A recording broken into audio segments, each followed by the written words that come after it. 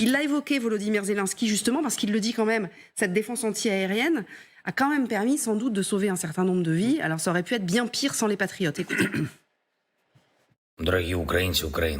Chers Ukrainiens, le 2 janvier 2024, les monstres russes ont à nouveau frappé. Ils ont utilisé près d'une centaine de missiles de différents types. Au moins 70 missiles ont été abattus, dont près de 60 dans la région de Kiev. Kharkiv a également fait l'objet de frappes brutales. Je remercie tous ceux qui, dans le monde, apportent leur aide.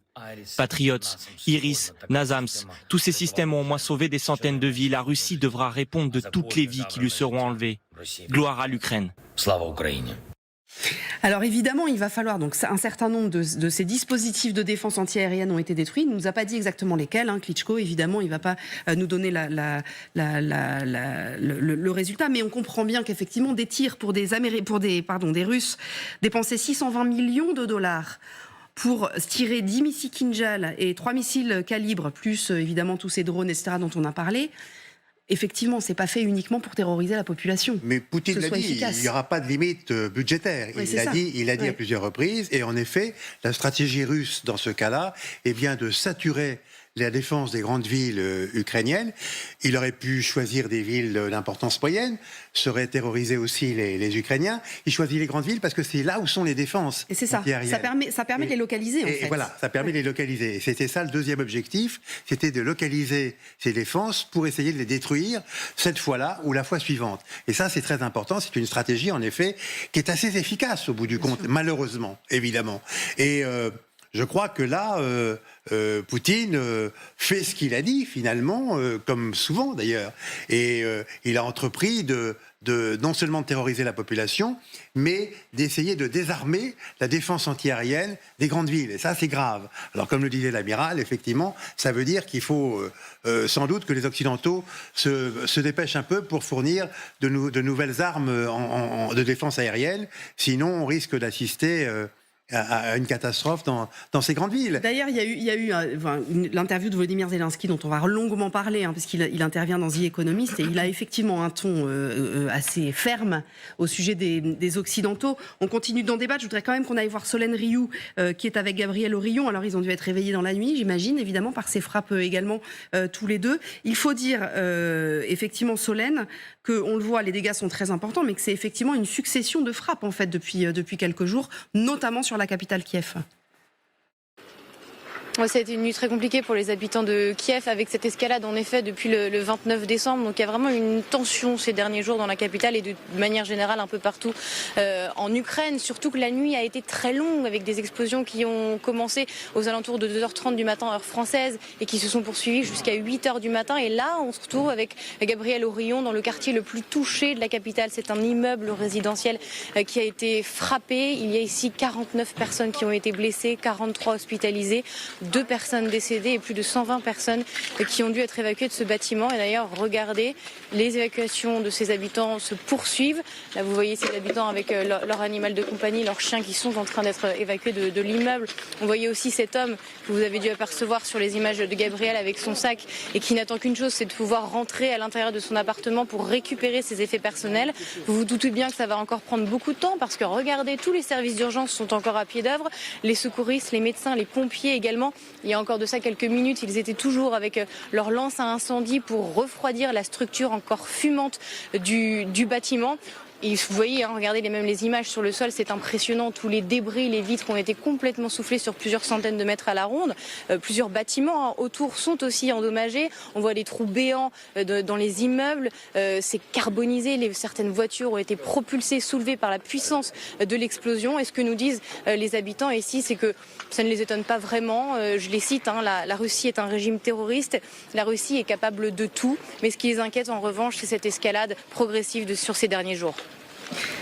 Alors, merci beaucoup à Solène et à Gabriel. En même temps, il fallait s'y attendre. Ils s'y attendaient, les Ukrainiens. Ils savaient, les Ukrainiens, que cet hiver serait difficile, qu'on allait, alors j'allais dire quitter le front, pas du tout, parce que les combats continuent sur le front, mais que ces batailles sur les cibles énergétiques, l'eau potable, etc., et de faire redescendre les populations, notamment de Kiev, dans le métro, Ils savaient que cet hiver serait compliqué. Il faut dire que les Ukrainiens, ils connaissent l'agresseur assez bien pour l'avoir pratiqué depuis si longtemps. On sait que à chaque fois qu'il y a des fêtes ou même des dates importantes, parce que souvenons-nous, les dernières attaques très importantes avant Noël, c'était les attaques, par exemple, pour le jour des commémorations du génocide.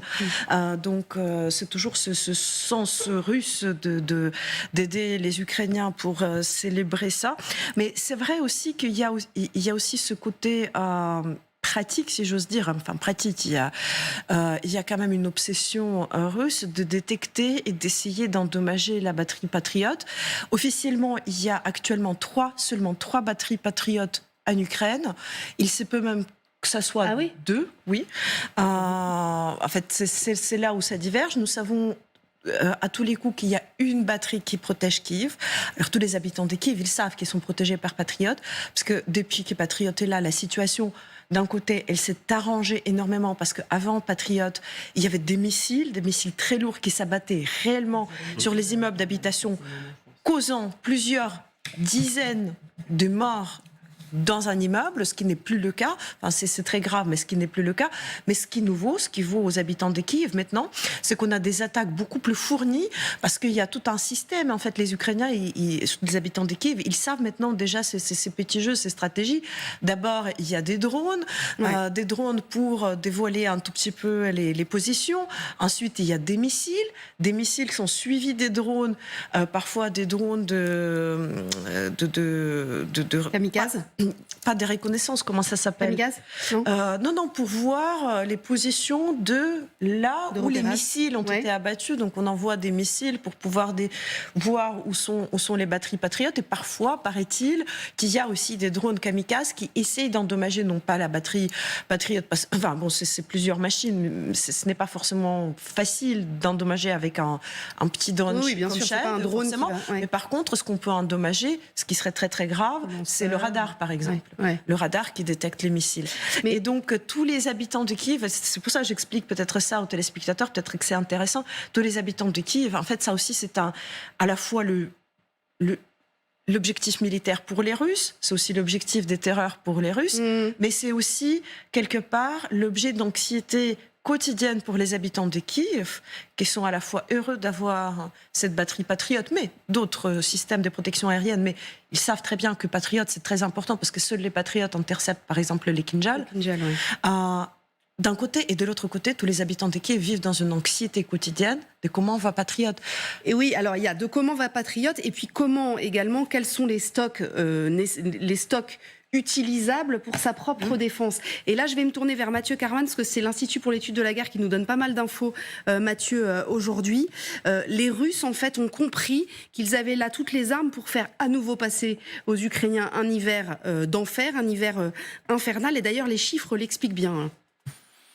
Absolument, tout laisse à penser que ça pourrait être possible, justement. Et chiffres à l'appui, les Ukrainiens expliquent que les Russes ont tiré cette nuit 99 missiles donc depuis la Russie. 72 ont été interceptés et abattus par les Ukrainiens. À cela, on peut ajouter les 35 drones également envoyés en amont. Et si on regarde un peu plus en arrière, les chiffres, là encore fournis par l'armée ukrainienne, eh bien, on constate que le 29 décembre dernier, c'était 122 missiles qui avaient été envoyés par les Russes, avec 36 drones envoyés en amont. Et si on regarde par exemple avec les chiffres de mars et de février dernier, on constate qu'il y en avait moins, 81 missiles au mois de mars et 71 missiles au mois de février. Le précédent record datait du 15 novembre 2022 où 96 missiles avaient été envoyés par les Russes. Et l'ISW, l'Institut pour l'étude de la guerre, explique que la Russie tire mieux depuis quelques semaines, depuis quelques mois. Les forces russes ont été capables de retenir avec succès certaines leçons, appliquant des combinaisons efficaces entre drones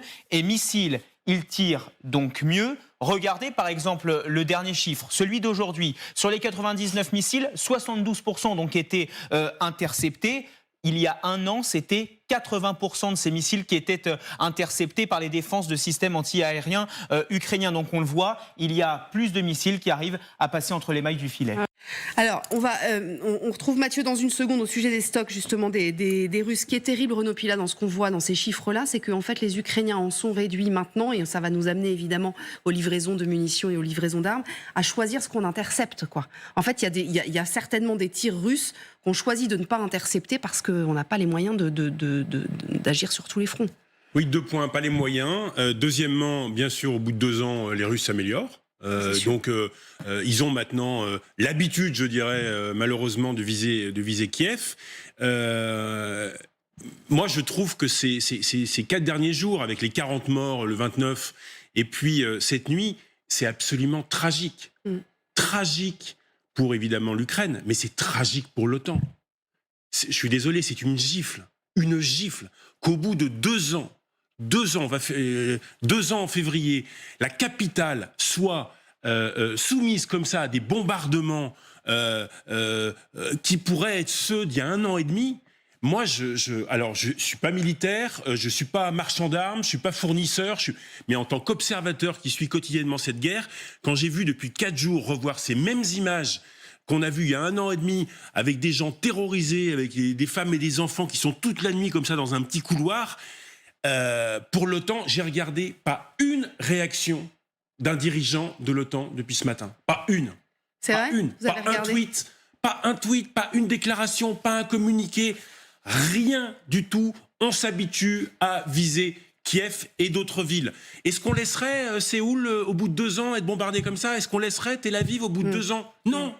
Donc c'est pas une priorité. Alors vous savez quoi? C'est pas une priorité. Faut arrêter. Et quand Zelensky disait certains me mentent, il y a 2 mois je le vois dans les yeux, il a raison. Ouais. C'est pas une priorité pour l'OTAN. D'ailleurs, il a changé de ton. Il donne une interview à The Economist. On pourra débattre du fait que c'est The Economist et que on peut en redébattre tout à l'heure si vous voulez. Mais je voudrais que vous écoutiez cet extrait justement où il parle de l'OTAN, où il explique aux Occidentaux, il les accuse en fait de détourner le regard et il explique un jour vous n'aurez plus que vos yeux pour pleurer en fait parce que nous sommes votre bouclier. Écoutez.